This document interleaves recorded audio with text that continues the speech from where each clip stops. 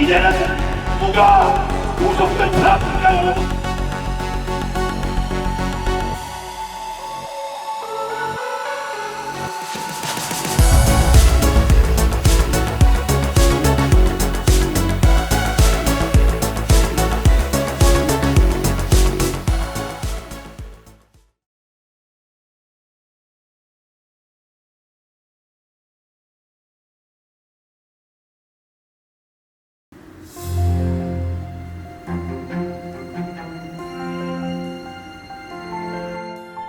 중국과 군사 충돌 가능성이 끊이지 않고 있는 대만에서 지방자치단체장과 지방의회 의원들을 뽑는 선거가 지난 2022년 11월 26일에 있었습니다. 타이페이 곳곳에 마련된 투표소에는 이른 아침부터 투표를 하기 위해 많은 시민들이 모여들었습니다. 초등학교 교실을 투표소로 마련하고 일일이 유권자의 신원을 확인하는 모습은 우리와 다를 게 없어 보입니다.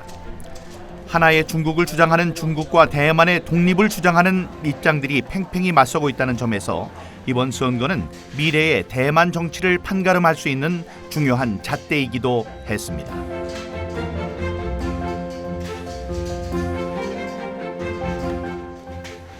오후 6시 투표 종료 시간이 되자 선거 관리원들의 움직임이 분주해지기 시작했습니다. 그런데 가만히 보니 낯선 풍경이 눈에 들어왔습니다. 투표소에 설치된 집기들이 하나둘 밖으로 나오고 조금 전까지 시민들이 투표를 했던 장소가 순식간에 개표소로 변하기 시작했습니다.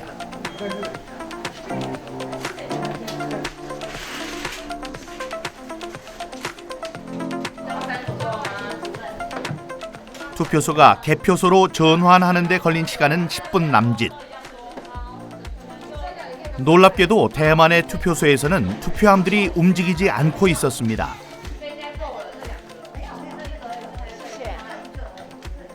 곧바로 개표가 시작되자 정당 소속의 개표 관리인들과 시민 감시단들도 카메라로 현장을 촬영하기 시작했습니다. 개표원들은 투표함에서 꺼낸 투표지를 두 손에 높이 들고 기표된 후보자의 이름을 큰 소리로 외쳤습니다. 모든 사람들 앞에서 한 표 한 표 오류가 발생하지 않도록 애쓰는 모습이었습니다. 투표 제도 중에서 가장 큰 특징 하나는 먼저 투표함이 움직이지 않는다는 것입니다. 투표소가 바로 개표소로 전환이 된다는 점인데요. 투표소에서 손으로 직접 개표를 한 뒤에 거기서 나온 수치를 칠판에 적습니다. 우리 반장 선거하듯이 발을 정자로 적고요. 거기서 집계된 표 수는 이제 직접 숫자로 입력이 되어서요. 그 중앙선거정보센터로 전송이 됩니다. 거기에서 다시 집계가 된 뒤 중앙에서 이제 각 언론사로 배포가 되는 형식입니다. 대만의 투표 제도에서 또 하나 흥미로운 점은 표의 집계 역시 일일이 사람의 손에 의해서 이루어지고 있다는 점입니다. 득표된 표는 곧바로 후보자의 이름이 적혀 있는 칠판에 발을 정자로 하나씩 표기가 되었습니다. 세계 반도체 수출 1위를 달리고 있는 디지털 강국 대만. 도대체 대만은 왜 이런 아날로그적인 방식으로 선거를 치르고 있는 것일까요? 在这50年当中，每一次选举，国民党都作弊。那所以我们会觉得说，光在台湾投票都会作弊。那如果是在通讯投票，人民没有信心。一个是海外，一个是像军中啊，警察、军警，还有这个监狱里面，假如也可以投票的话，那很可能都做票。所以我们就是一定要亲自投票，投完票立即开，那民众都可以在那里监督。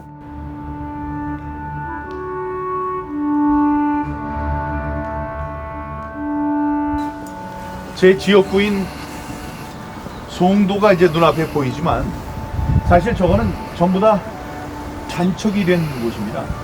이 전체가 전부 다 바다였죠. 여기를 통해서 인천 상륙작전이 벌어지게 됩니다.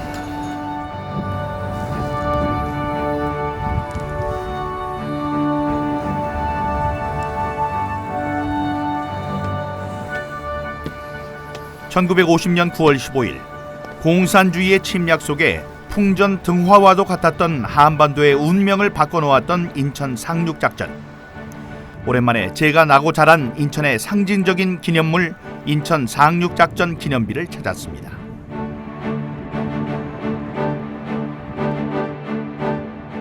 자유와 민주주의를 지키기 위해 자신을 희생했던 선열들 앞에 서니 제 마음도 숙연해졌습니다.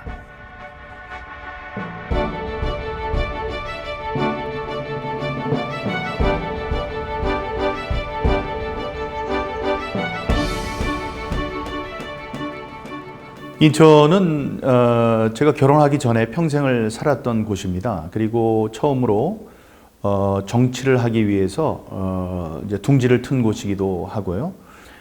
인천에 대해서는 저는 큰 자부심을 갖고 있었어요. 제가 태어난 곳이기 때문에 초중고등학교 저의 그 청년기를 다 여기서 보낸 그런 곳입니다.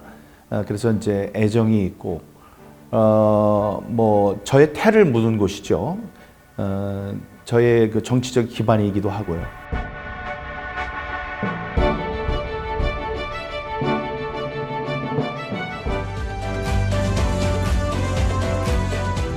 (4.15) 총선은 국회의원 민경욱이 지역구 인천에서 4년 동안 임기를 마치고 재선에 도전하는 순간이었습니다. 뿐만 아니라 그날은 2019년 집권한 문재인 정권의 실정을 심판하는 날이기도 했습니다. 그런데 결과는 예상과 전혀 다르게 나타났습니다. 당선인 알아보겠습니다. 서울 동작갑에서 민주당 김병기 후보가 55점, 인천 연수 을에서는 민주당 정일영 후보가 당선됐습니다. 2020년 4월 15일 그날의 선거 결과가 제 모든 것을 바꿔놓았습니다. 제가 질 수 없는 선거에서 졌습니다. 우파 동네에서 우파 후보는 제가 혼자 나오고 좌파 후보가 둘이 나왔는데 제가 졌습니다. 제 지역구는 24년 동안 우파 후보만 뽑았던 지역입니다. 근데 거기 이렇게 나오면 이거는 표가 분산되기 때문에 누가 나와도 이쪽 혼자 나온 쪽에서 이기게 돼 있거든요. 그리고 10번의 여론조사가 있었는데 10번 다 제가 1등을 했습니다. 그리고 출구조사에서도 1등을 했어요. 근데 새벽에 바뀌었어요. 뒤집어졌어요. 그래서 저는 궁금했어요. 어디에서 졌나? 왜냐하면 제가 알고 있는 게 당일 투표에서는 이겼거든요. 제가. 4.15 총선에서 지면 안 되는 사람, 이를테면 민경욱 같은 경우에는 민경욱 의원 같은 경우에는 절대 지면 안 되는 사람이었거든요. 질 수가 없는 사람이었는데 지더라고요. 그래서 참 신기하다 이런 생각이 들었고, 여러분, 당일 투표는 이만큼 있고요. 사전 투표는 요만큼 있습니다. 근데 당일 투표 이만큼 있는 것에서 제가 3,000표를 이겼어요.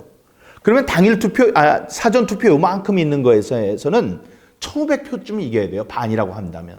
근데 어떻게 되냐면 이만큼 있는 당일 투표에서 3,000표를 이기고 요만큼 있는 사전 투표에서 6,000표를 졌습니다.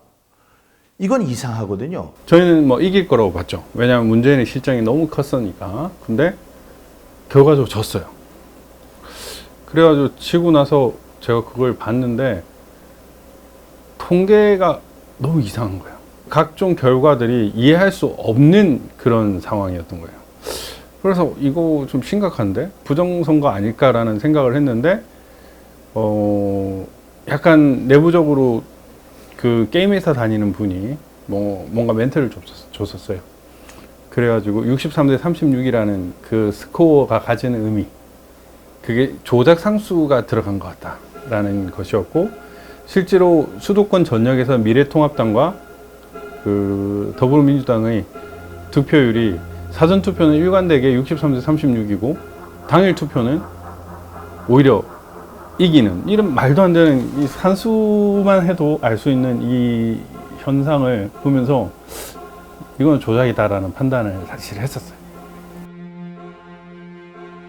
여론조사와 출구조사에서 앞서고 있다가 새벽녘에 사전 투표함이 개봉되면서 결과가 한순간에 역전되었기 때문에 진실이 무엇인지 반드시 확인해야만 했습니다.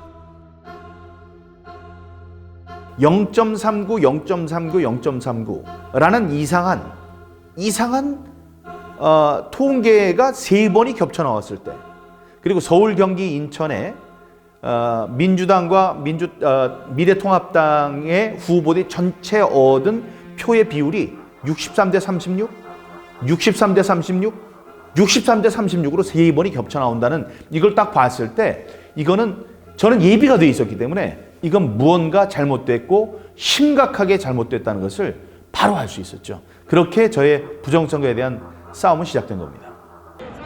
지난 5년 문재인이 이루어놓은 결과는 결코 정의롭지 못했습니다, 여러분.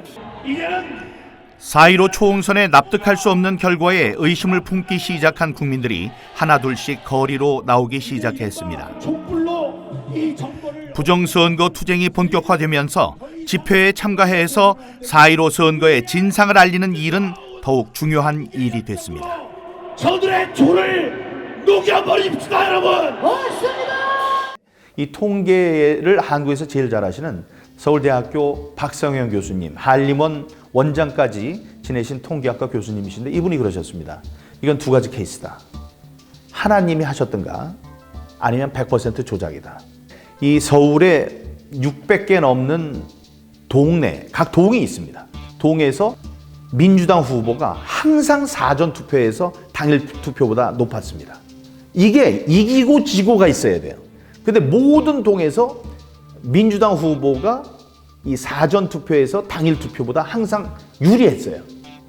이걸 갖고 박영하 교수님, 명지대학교의 물리통계학과 교수님께서 뭐라고 그러셨냐? 1000개의 동전을 하늘에 던졌을 때 똑같은 면으로 떨어질 확률과 똑같다고 그랬습니다. 그런 거는 150억 년 이 온 세계가 창조됐을 때부터 지금까지 1초에 한 번씩 던져도 안 나오는 그런 확률입니다. 그렇기 때문에 이게 어떤 하나만 이상하다고 해도 우리가 좀 갸우뚱할 텐데 이상한 게 너무나 많은 거예요. 그래서 이제 그게 다음에 재검표로 이어지고 재검표할 때 증거로서 나오게 되는 겁니다. 우리나라 공직선거법 225조는 선거에서 문제가 있을 경우 180일, 즉 6개월 이내에 판결을 내리도록 돼 있습니다. 하지만 인천 연수구 을 선거구의 경우에는 재검표에만 1년 2개월이란 시간이 걸렸습니다. 법과 규칙이 지켜지지 않고 있었던 것입니다.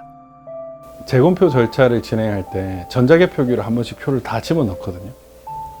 근데 이 선관위 놈들이 그 직원들을 하면서 이 투표지들이 붙어 있는 것들이 많아요.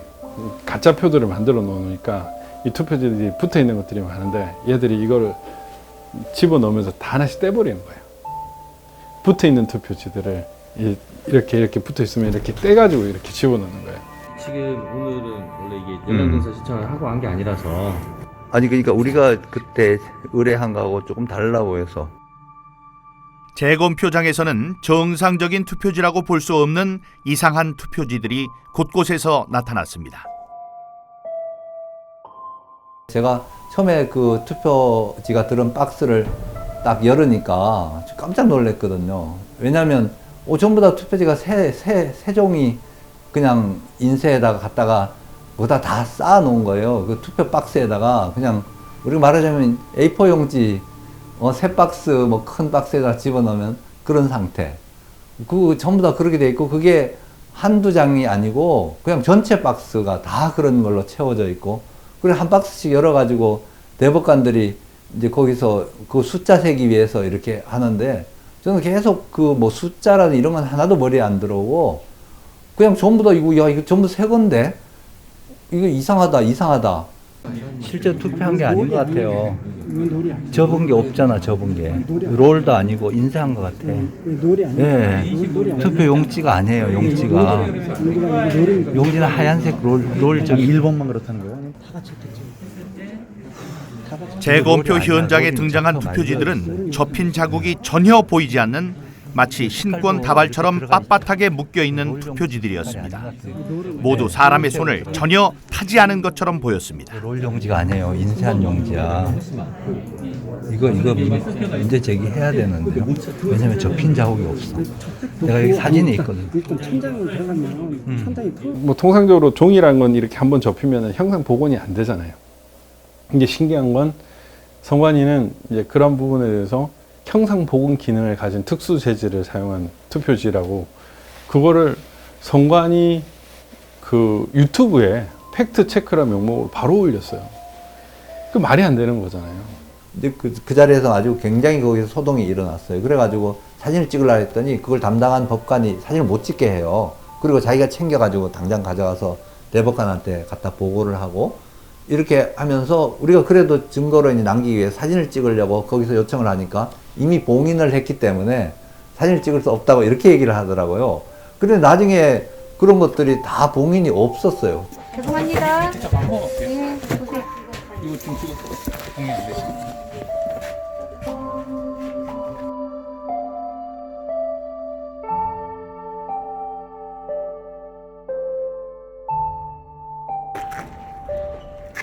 심지어 컨테이너 박스 안에 쌓아놓고 방치된 투표지들도 발견됐습니다.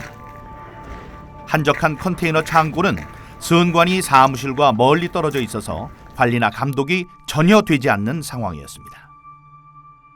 봉인 도장이 반만 찍히거나 도장을 다시 찍은 투표 상자, 그리고 정체를 알 수 없는 공인되지 않은 투표 도장이 찍혀있는 투표지가 3,000장이나 발견되기도 했습니다. 심지어 투표지를 삼립방 상자에 보관한 것도 있었습니다. 국민의 소중한 한 표를 어떻게 이렇게 무성의하게 보관할 수 있는지 납득할 수 없었습니다.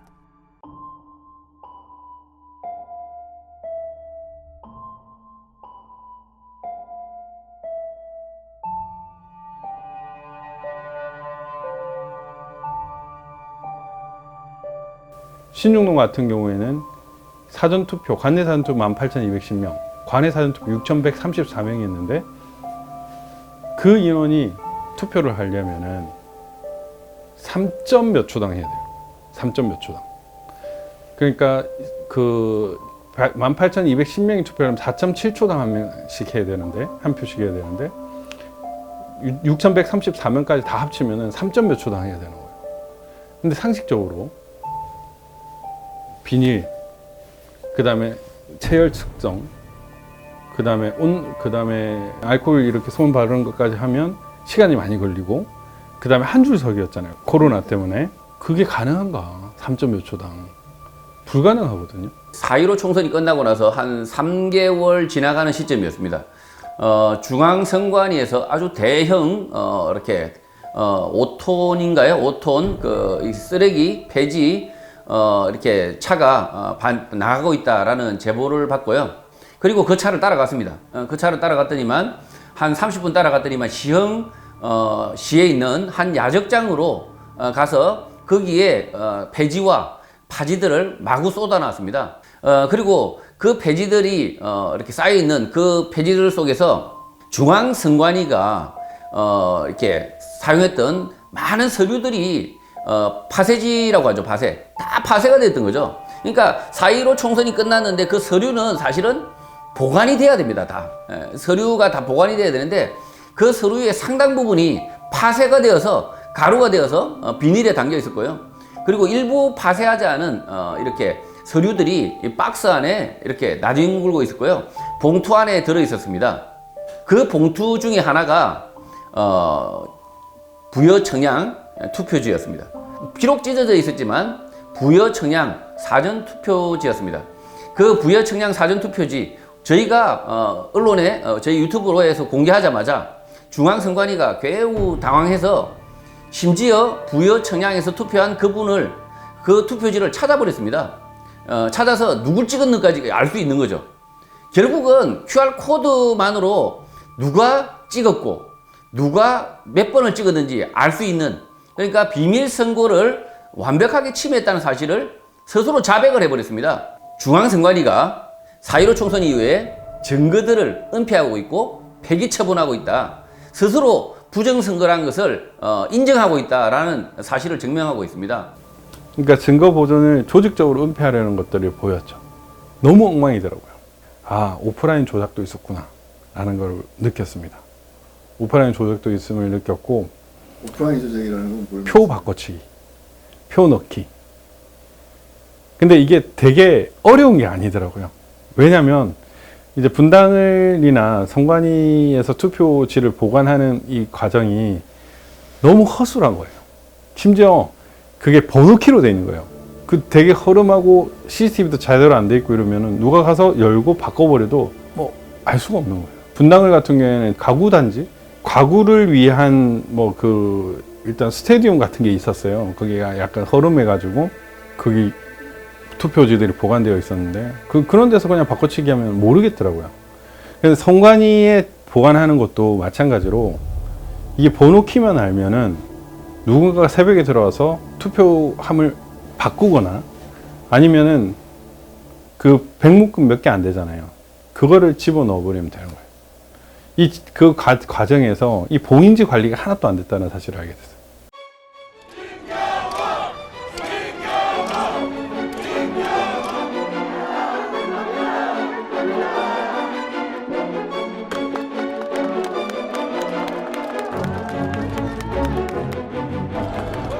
거짓이 참을 이길 수 없고 불의가 정의를 이길 수 없습니다. 따라서 오늘 제가 제기하는 소송은 민주주의를 지키기 위한 저의 투쟁입니다.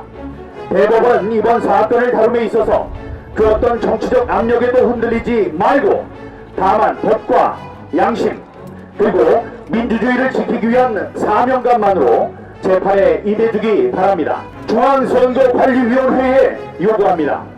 중앙선거관리위원회는 선의의 피해자인지 아니면 부정선거의 주범이며 공범인지 국민들이 지켜볼 것입니다.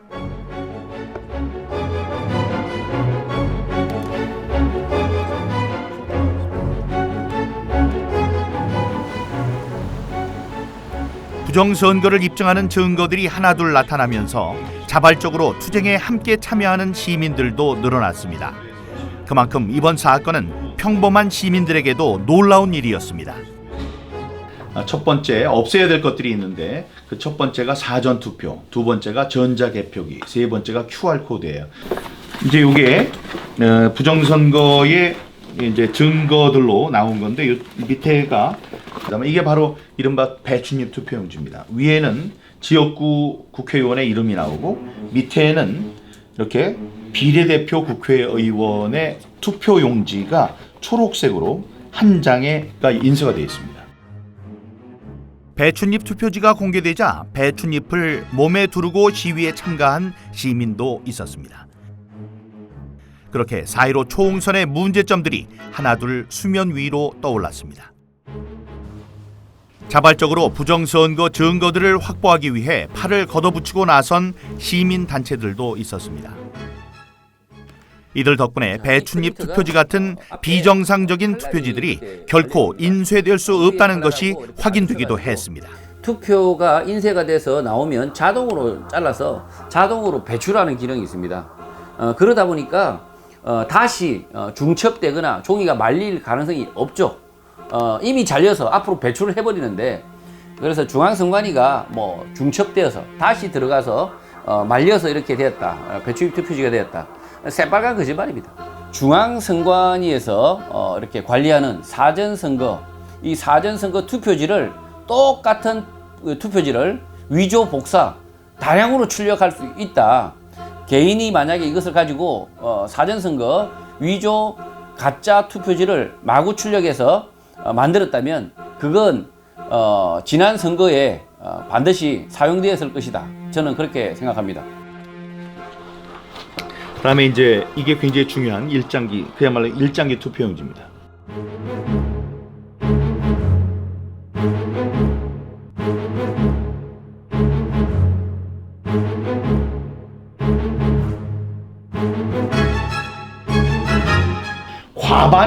과반수인 1000장이 이렇게 나왔습니다. 그러면 이 중에 누구는 반드시 봤어야 돼요, 이걸. 보고 항의도 했어야 되고. 여기에 투표를 한 사람 나오시면 10억 원을 드리겠다고 조선일보, 문화일보, 매일경제에 전부 큰 전면 광고를 냈습니다. 근데 지금까지 나왔나요? 안 나왔어요. 그건 뭐냐? 여기에 투표한 사람이 없다는 얘기죠.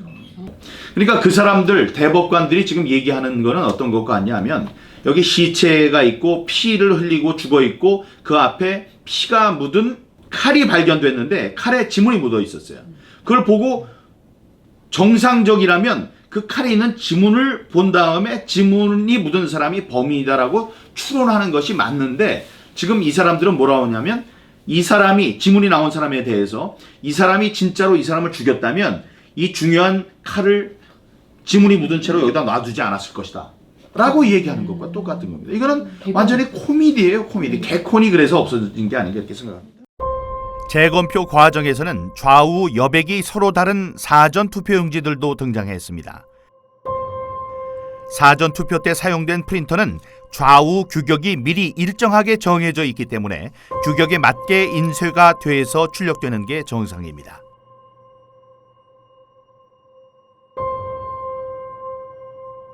선관위에서 만든 교육용 영상을 보더라도 좌우 규격이 서로 다른 투표지가 인쇄되는 것은 불가능한 것임을 확인할 수 있습니다. 여기 글루건 보이시죠? 네, 글루건으로 고정을 합니다. 예, 폭을. 투표용지가 다 100mm, 정확하게 100mm이기 때문에 그래서 이 폭을 아주 움직일 수 없도록 아예 고정을 이렇게. 이런 투표지들은 또 투표로 개표록에도 없어요. 없어가지고 뭐 가짜 투표지들이 나와가지고 이제 사람들이 막 알게 됐죠. 그래서 새로운 국면이 이제 그때 또 다시 진행됐습니다. 실제로 재검표장에서 가짜 투표지 물증들이 나와버려 보니까 여기에 대해서 이제 문제 제기를 또 다시 하기 시작했고, 증거의 구조적 편제라는 표현을 쓰는데요, 법에서. 증거가 구조적으로 이 대형 기관에 다 편제되어 있다. 그 사람들한테 몰려 있다는 거죠. 원고는 증거다운 증거를 확보하기 굉장히 어렵게 원래 되어 있다는 거죠. 그 재검에서 많은 증거가 쏟아졌음에도 불구하고 그거를 확인하려고 하는 의지라든가 어떤 기회라든가 이런 거를 갖고 있지 않아요. 부정선거의 의미를 국민들이 좀 심각하게 생각해 줬으면 좋겠어요. 부정선거는 엄연히 우리나라 헌법 제1조 국민의 참정권을 짓밟은 그런 상태거든요.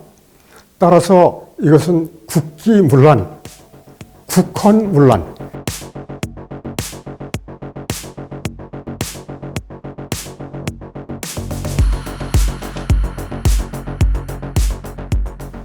그 시기부터 부정선거에 대한 확신을 갖고 행동으로 옮기기 시작했습니다. 투표지를 위조하거나 부정한 방법으로 투표 결과를 조작하는 행위는 법으로 엄격하게 처벌하도록 되어 있습니다. 부정선거의 진상을 규명하는 것이 법을 지키고 수호하는 투쟁이라는 사실을 어떻게든 많은 사람들에게 알려야 했습니다. 이를 위해서 유튜브 등을 통해서 진실을 알리는 작업이 함께 진행됐습니다. 시민들의 자발적인 참여도 줄을 잇기 시작했습니다. 비록 처음에는 소수의 참여에 불과했지만 외롭게 싸움을 하고 있던 저에게는 큰 힘과 용기를 주는 분들이었습니다.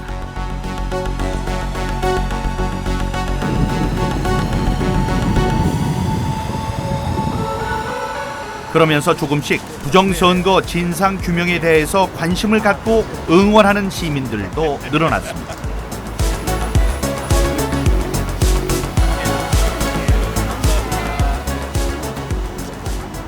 그래도 맨 처음에 2020년도에 부정선거 발생하고 그때 이후로 점차 의식이 많이 변한 거는 확실히 느껴져요.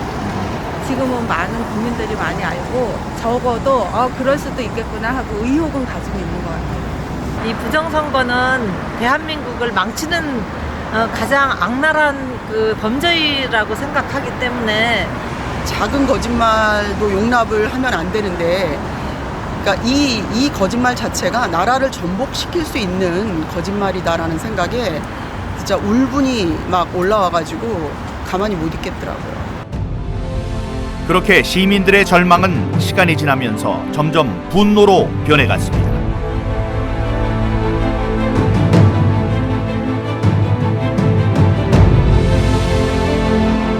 2년 3개월 동안 그야말로 또라이라는 이야기 들으면서 그렇게 살아왔습니다. 그런데 제 마음엔 뭐냐, 이것이야말로 진정한 민심을 듣는 일이고, 또 내가 원하고 내가 믿는 바대로 나의 정치적인 소신을 세상에 펴는 일이다. 지금 제가 있는 이 자태가 뭐 초라하고 남들의 손가락을 받을지 모릅니다. 하지만 저의 마음속에는 자부심이 넘쳐납니다.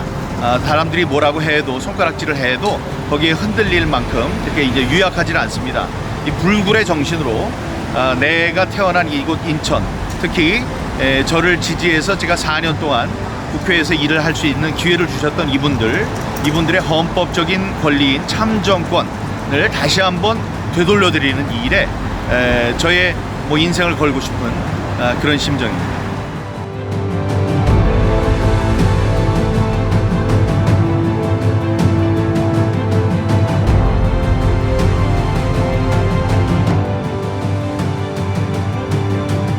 개성과 자유를 존중하는 민주주의의 상징 미국. 그러나 미국에서도 선거 부정으로 인해 지금 민주주의가 위협받고 있습니다.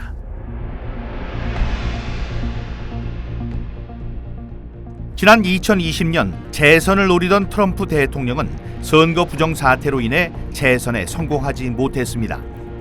당시 온갖 부정선거의 증거들이 속출하면서 분노한 시민들은 거리로 쏟아져 나왔습니다.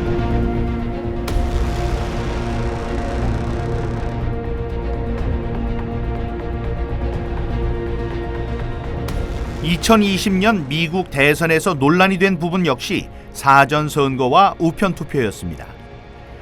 당시 상황을 잘 보여주고 있는 한 다큐멘터리 영화에서는 부정선거 가담자들이 조작된 투표지들을 갖고 와서 우편투표함에 넣는 장면들이 생생하게 공개되기도 했습니다. 사전선거 투표함에 직접 투표용지를 넣었다는 가담자의 증언은 한마디로 충격적이었습니다.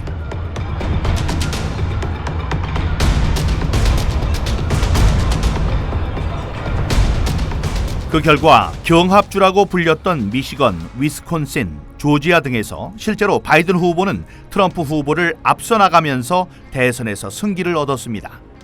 도대체 2020년 미국 대선에서는 어떤 일들이 있었던 것일까요? I think that we have a time in our society when all of our major institutions have been completely corrupted, and we have a media that doesn't report factual information, is totally corrupted. We have an intelligence community that's totally corrupted, and we have an educational system that is teaching people to hate each other rather than uphold and hold dear the very principles from which our country was founded.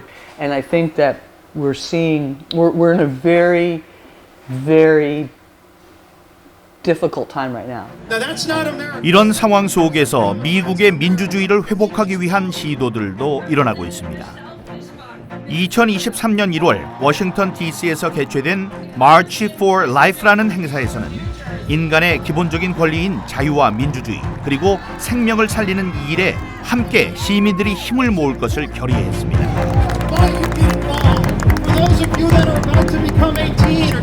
집회가 끝난 뒤 수천 명의 참가자들은 다양한 정치적 구호가 적힌 피켓을 들고 국회 의사당까지 행진을 계속했습니다. 그들 중 한 명에게 다가가 미국 정치와 선거에 대한 의견을 물었습니다. I think that it was fraud. Yes. I do believe that. I think that the mail-in ballots were a big part of it, and that it shouldn't have been mail-in because different citizens were Exactly. Yeah, I think that it was a big part. And the voting machines as well. The voting machines. I Yeah. think that it all should have been digital. I think the mail-in ballots were a big part of the fraud. Yeah, I think so. I think people are losing track of real history, and you know, what this country was founded upon was freedom and freedom for all. 몇 년 전 미국 미시간 대학교에서는 미국의 가치가 무엇인지에 대해서 조사를 한 적이 있습니다. 상당수 미국인들은 개인주의와 독립 정신을 꼽았습니다.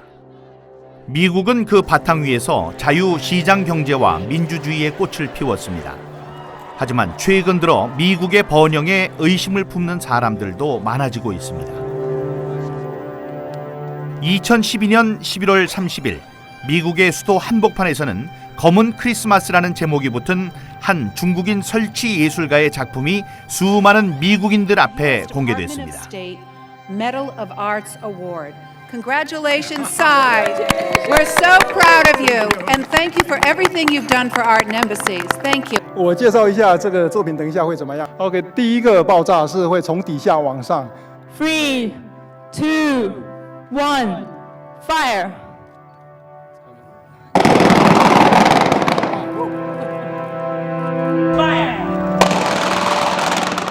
놀랍게도 검은 크리스마스라는 작품은 크리스마스 트리를 화약으로 폭파시키는 것이었습니다.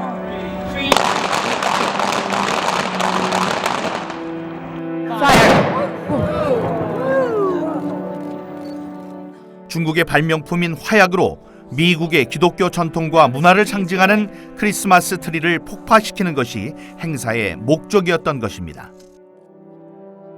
그렇게 며칠 후면 크리스마스를 맞이해서 밝게 불을 밝혀야 할 크리스마스 트리들이 검게 타올랐습니다. Now it looks like a Chinese ink painting. Thank you. 그것은 마치 미국의 가치를 정면으로 부정하는 행위와도 같았습니다. 미국인들이 아메리카 대륙에 정착을 시작한 뒤부터 그들에게 기독교 신앙은 삶의 밑바탕에 깔려있는 근본적인 믿음이자 생활의 한 부분이었습니다. 그래서 언제나 크리스마스 때가 되면 미국인들은 크리스마스 트리를 함께 장식하면서 가족들과 함께 즐거운 시간을 보내는 것이 일상이었습니다. 놀랍게도 이 행사를 주최한 곳은 미국 국무부였습니다. 당시 국무부 장관이었던 힐러리 클린턴은 차이 구어창을 국무부로 초대하고 3억 원의 상금과 함께 그의 목에 금메달을 걸어줬습니다. 도대체 차이 구어창은 어떤 사람일까요? 그리고 어떻게 미국의 수도 한복판에서 그런 일들이 벌어질 수 있었던 것일까요? 그의 행적을 취재하는 과정에서 우리는 그가 갖고 있는 생각의 단면을 확인할 수 있었습니다. 그 사건은 바로 2001년 벌어졌던 9.11 테러였습니다.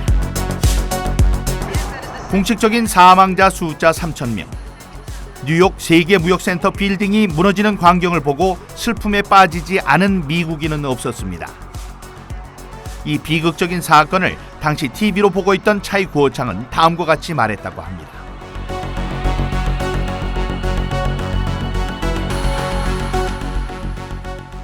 What their purpose is and how they undermine a society.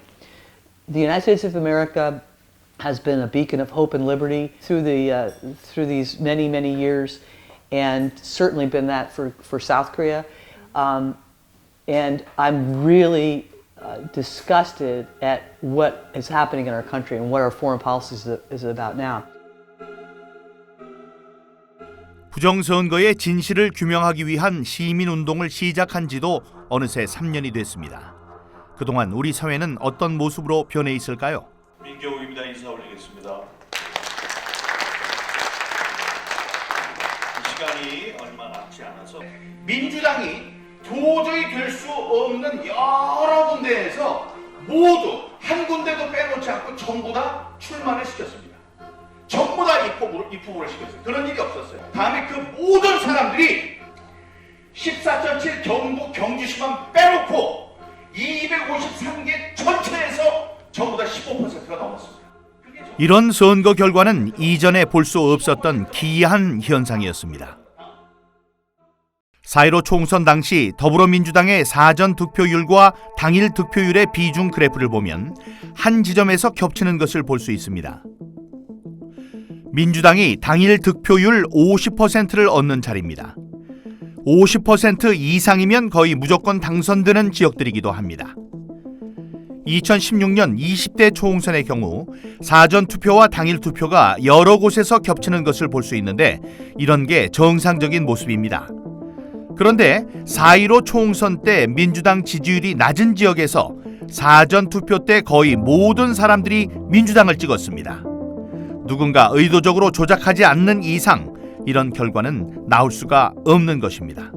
그냥 그 선거 치른 그 당일날 그 결과를 보면서 너무 솔직히 예상했던 선거 결과랑 너무 다른 결과가 펼쳐졌잖아요. 그래서 180석이라는 거는 이제 새벽에 발표가 되긴 했지만은 흔히 이제 저희가 알고 있는 유명하신 그 국회의원, 국힘당 사람들이 대부분 다 선거에서 패배를 하면서 솔직히 이제 충격을 먹었어요. 그날 밤 새벽에 충격을 먹고 도무지 이제 납득할 만한 결과가 아니라서 이거는 뭔가가 있다라고 생각을 해서 차분히 이제 긁어보기 시작을 한 거죠. 그래서 이제 그 선거 결과 데이터를 처음에는 1개, 2개 지역구들을 보다 보니까 좀 희한한 이제 패턴이 눈에 보일 것 같는데 그때 이제 마침 인터넷에서 이제 전체 지역구에 있는 데이터를 보게 되면서 아 이거는 뭔가가 문제가 있다라는 거를 이제 그냥 직감적으로 느꼈고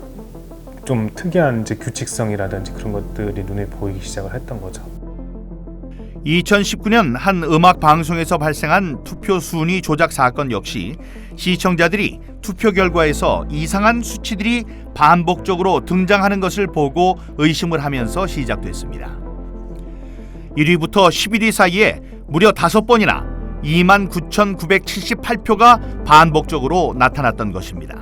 조작된 결과다, 어떤 뭐 인위적인 결과다라고 얘기를 한다면은 자연적인 숫자에서 발견할 수 없는 어떠한 규칙성들이 분명히 있을 거라고 저는 생각을 했거든요. 검찰 조사 결과 인위적인 설정값이 총 5가지 이상이 나왔어요. 만약에 이 4.15 선거도 누군가에 의해서 인위적으로 했다라면은 그 프로듀스 101처럼 그 소수점까지 떨어지는 어떠한 그 항등식이 있지 않을까. 로이 김 씨의 예상은 적중했습니다. 253개 전체 선거구를 득표율에 따라 16개의 지역구로 배열한 뒤에 그 속에 숨어있는 문자의 배열을 찾아낼 수 있었던 것입니다. 그가 찾아낸 문자는 Follow the Party, 바로 해커의 지문이었습니다. 그런데 Follow the Party 이런 게 제목으로 있는 이메일들이 있더라고요. 그래서 뭔가 다른 것들을 먼저 이제 체크를 하고 그건 이제 제껴놓고 있었습니다. 뭔지 몰라서. 근데 한참 있으면서 이게 뭔데 이렇게 자꾸 이런 걸 보내나 하고 봤다가 제가 소스라치게 놀랐습니다. Follow the Party, 그것은 영원 근당주, 영원히 당과 함께 가자는 뜻의 중국 공산당 구호였습니다.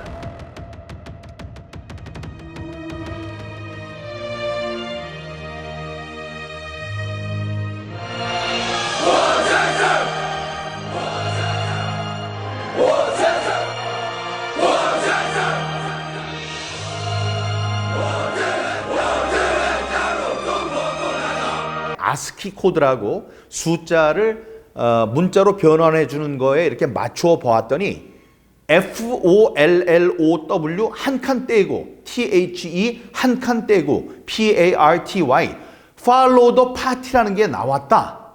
근데 Follow the Party가 뭔가 봤더니 영원 근당주, 영원히 당과 함께 달려라. 암호가 해커의 지문이 이 숫자 배열 속에 들어있다는 얘기였습니다. 이거는 정말로 충격적인 내용이었어요. 중공이라는 거대한 독재 국가가 임기도 길잖아요. 그 임기를 길고 뭐 통일 전술이나 이런 것들을 이용해서 각 나라를 어떻게 먹을지를 생각을 하고 있는 것 같다는 생각이 들고, 이 선거라는 거를 이용해서 얘들이 이제 침략을 하는구나. 과거에는 이제 총칼을 통해 가지고 사람들을 죽여 가지고 이제 얻었다면 지금 부정선거라는 수단을 통해 가지고 그 나라를 먹는 일을 하는구나라는 걸 인지를 하게 됐고, 이건 사실 진짜 국가안보 직결되는 문제라고 생각이 돼요. 디지털 세상이 언제나 안전할 것이라는 생각은 위험한 발상입니다. 지금도 사이버 세계 속에서는 수많은 해커들이 우리의 생활 곳곳에 침투하고 있습니다.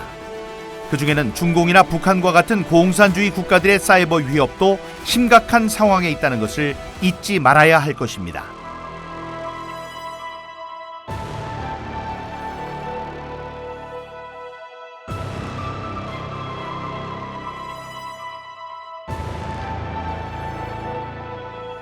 나라에 주권이 왔다 갔다 하는 대법관을 50억에 매수할 수 있으면은, 그러면은 중국 같은 나라가 한국 얼마나 우습게 보겠냐.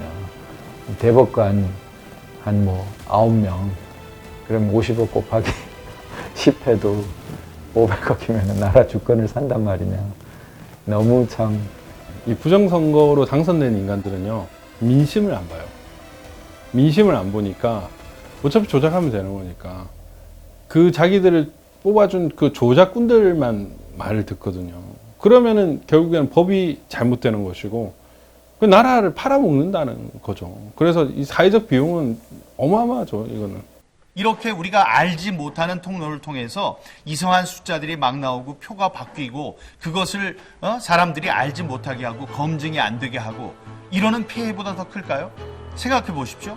대만이나 일본, 캐나다, 독일, 오스트리아 이런 데가 우리보다 디지털 역량이 떨어져서 그걸 안 하겠습니까? 신속한 것보다는 정확한 게 낫다. 단 한 번의 오류도 있으면 안 됩니다.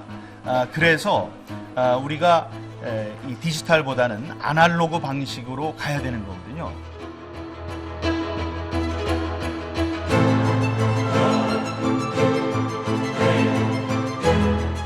법과 철학으로 유명한 유럽의 선진국 독일.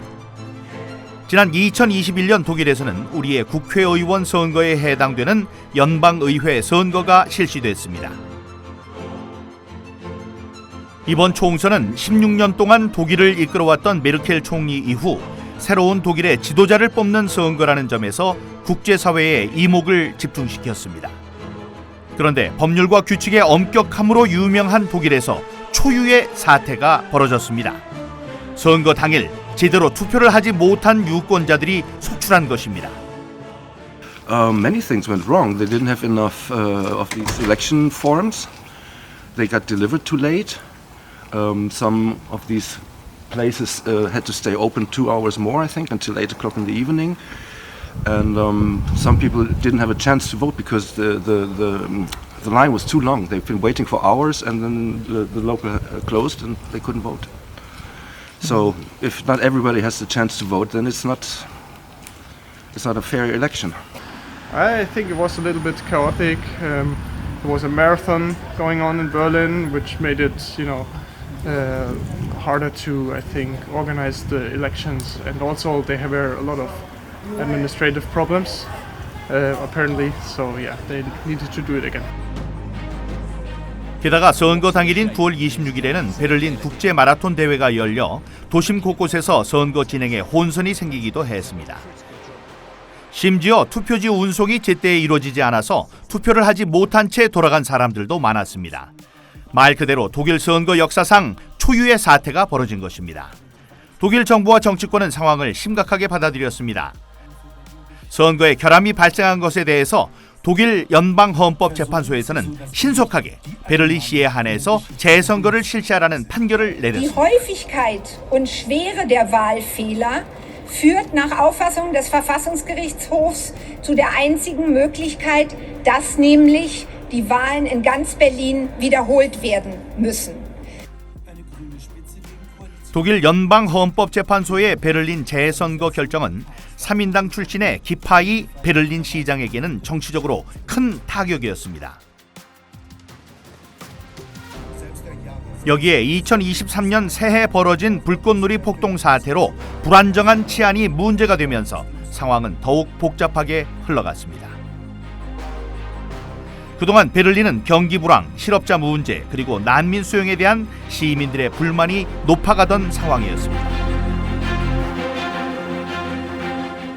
재선거 당일인 2월 12일 아침부터 베를린 시민들은 차분한 분위기 속에 투표장으로 향했습니다.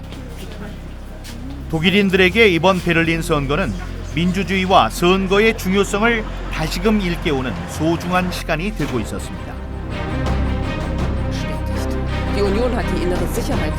재선거 결과는 보수 우파 정당 기민당의 압승으로 나타났습니다. 22년 만에 처음으로 좌파 정당에서 우파 정당으로 정권이 교체되는 결과를 가져왔습니다. 재선거를 치르지 않았다면 이와 같은 정치적 변화는 기대하기 어려웠을 것입니다. People lose trust in some of the leaders, then it's only fair that there's political change. 한편 독일에서는 2000년대 초부터 선거에 사용되었던 전자투표기에 대해서도 뜨거운 논쟁이 벌어졌습니다. 편리함과 신속함을 위해 사용된 전자투표기가 개표 오류나 선거 결과의 조작 여부를 판단할 수 없다는 것이 중요한 쟁점이었습니다. 그리고 그 결과 2009년 독일 연방헌법재판소는 선거에 사용되는 모든 전자투표기의 사용에 대해서도 위헌 판결을 내렸습니다. 모든 선거는 공개적으로 심사돼야 하고 선거 결과에 대한 검증이 명확하게 이루어져야 한다는 것이 판결의 이유였습니다.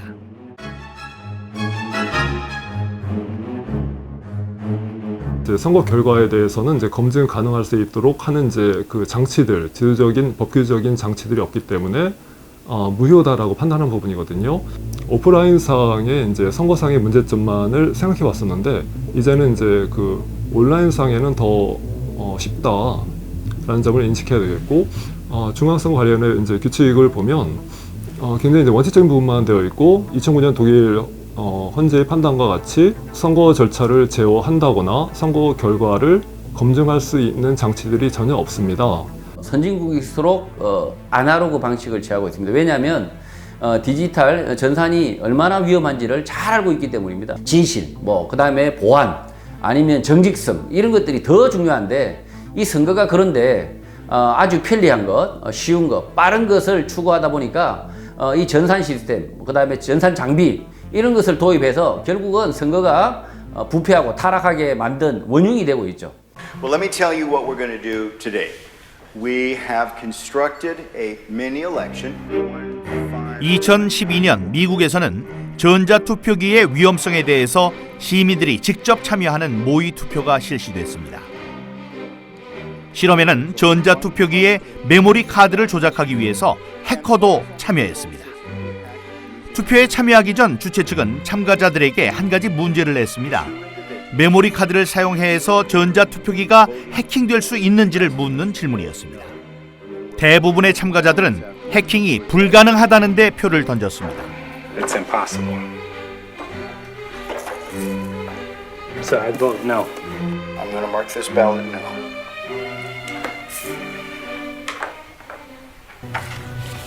그 결과 모의 투표 참가자 8명 가운데 6명이 해킹이 불가능하다는 노에 투표를 했습니다. 잠시 후 투표지들이 전자투표기를 통과하면서 투표 결과가 공개됐습니다.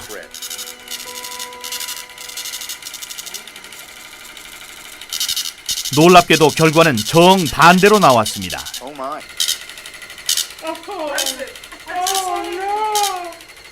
What is it? What is it? 7 yes, 1 no. Oh my gosh. Oh my gosh. Let me see. Here's the tape. 7 people said it could be hacked. And we put through 6 and 2. 6 no's no and 2 yes. Oh my gosh. Do you know what this means? 곧이어 실험에 사용된 전자투표기는 투표 결과를 외부로 전송하기 위해 다른 곳에 위치한 컴퓨터로 옮겨졌습니다. 이 과정은 미국에서 전자투표기로 선거를 하고 중앙 서버 컴퓨터에 전송되는 것과 동일한 과정을 보여주는 것이었습니다. 참가자들은 숨죽인 표정으로 투표 결과가 전송되는 것을 지켜봤습니다. 잠시 후 해커에 의해서 조작된 투표 결과의 전송이 완료됐다는 표시가 떴습니다. Susan, what does this mean for you? Makes me cry. I'm sorry, but it does. Why? Why? There's so many reasons. The reasons because there are people out there who are giving their lives to try to make our elections secure, and they're being called conspiracy theorists and technophobes, and these vendors are lying and saying that everything's all right, and it's not all right. 만약 실험이 실제 선거였다면 완벽하게 부정선거가 완성되는 순간이었습니다. 미국 정치권에서도 전자투표기의 조작 가능성에 대한 논쟁은 계속 제기돼 왔습니다. 하지만 대부분의 선거 관계자들은 전자투표기가 인터넷과 연결될 수 없다는 이유로 해킹 가능성을 부인했습니다. 하지만 해커들은 손쉽게 해킹을 통해 전자투표기를 인터넷에 연결시킬 수 있었습니다. I had full access. I could have changed. 만약 전자투표기가 이렇게 손쉽게 해커의 손에 의해서 조작될 수 있는 것이라면 이것은 곧 민주주의의 위기라고 해도 과언이 아닐 것입니다. 지금도 수많은 나라의 선거에서 전자장비들이 사용되고 있기 때문입니다. 정말 한 사람이 한 사람 역할을 해야 공평한 게임이 되는 거잖아요. 근데 만약에 이제 누군가의 만약에 손을 탄다면 누군가의 개입으로 이 한 사람의 주권이 없어지게 된다면 이거는 정말 우리가 각성을 하고 싸워서 우리 주권을 찾아야 되는 상황이거든요. 전혀 나의 의지와 상관없는 결과들이 반복이 되고 그런 이제 말도 안 되는 일이 벌어지면은 우리는 정말 상상하기 힘든 어려운 삶을 살게 될 겁니다. 하지만 우리 정부나 정치권에서는 아직도 전자장비들의 선거 사용에 대해서 해킹이 불가능하다는 입장입니다. 얼마나 더 큰 불행한 사태가 벌어져야 문제의 심각성을 깨닫게 될까요?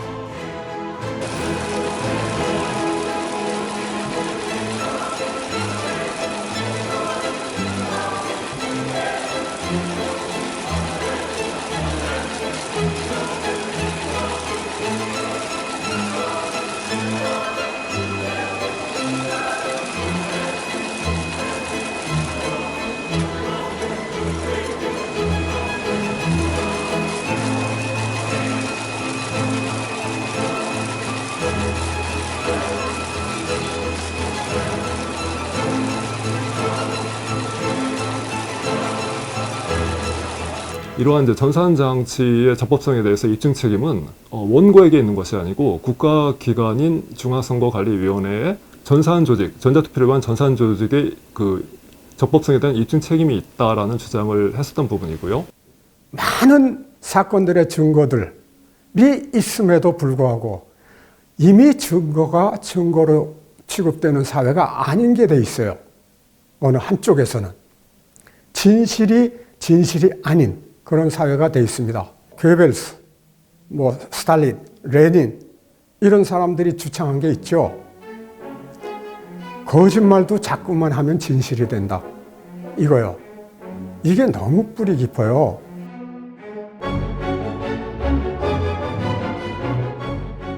결국 부정선거 진상규명을 위해 거리로 나선 것은 시민들이었습니다. 그들은 4.15 부정선거의 실체를 밝히고 범죄자들을 처벌하라고 목소리를 높였습니다. 하지만 시민들의 외침은 대답 없는 메아리가 돼서 돌아왔습니다.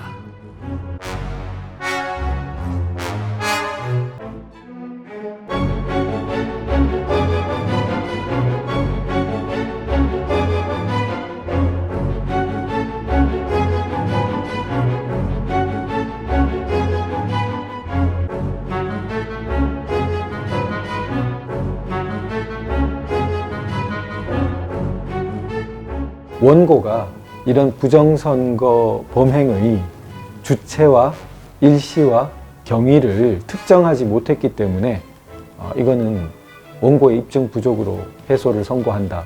수사권도 없는 원고에게 어디서 주체랑 일시 방법을 다 특정해 가지고 오라는 건지 애초에 그렇게 틀을 딱 세워 놓으면은 패소시키겠다는 결론을 세워두고 있는 거랑 마찬가지죠. 그 대법원에서 이제 선거부여 소송의 이제 선거 결과를 떠나서 이미 이제 그 과정에서 많은 것이 확인이 됐다. 그래서 진실이라는 역사의 무대에서 우리는 대법원 선거 결과는 다른 이미 승자다라는 생각을 하고 있습니다.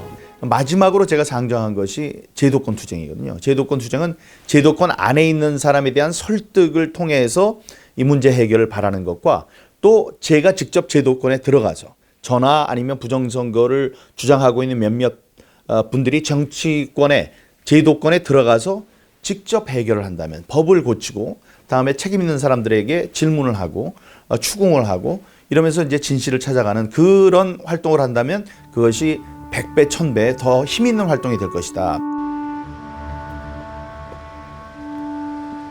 2020년 4월 15일 대한민국에서 벌어졌던 부정선거는 정치인 민경욱의 삶에 족쇄를 채웠습니다.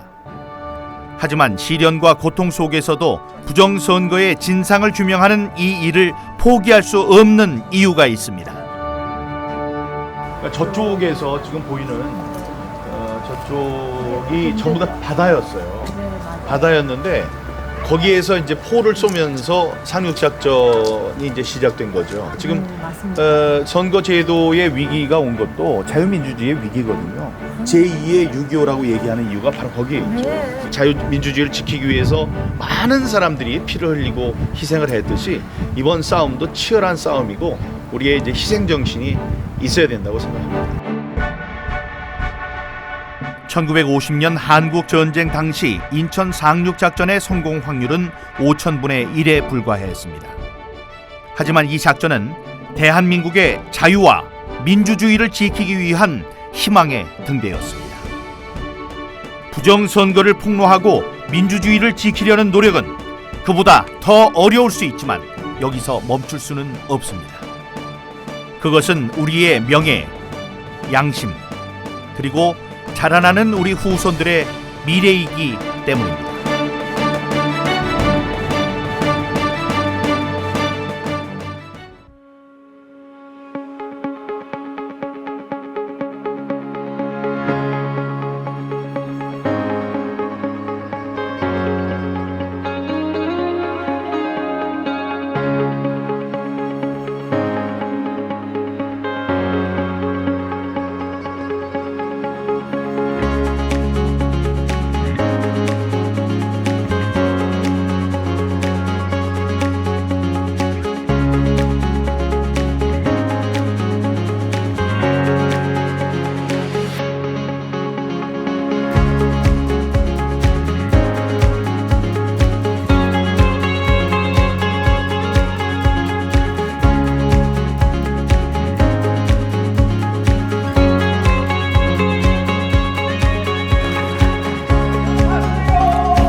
안녕하세요. Ladies and gentlemen, during the Korean War, General Douglas MacArthur saved South Korea with Operation Chromite or the Incheon Landing. Operation Chromite's odds of success were 5,000 to 1 against. Our efforts to expose election fraud and to defend democracy might be more difficult, but we cannot stop now. The memorial for Operation Chromite is in the district I represent, Yeonsugu-ul, Incheon. I don't think this is a coincidence.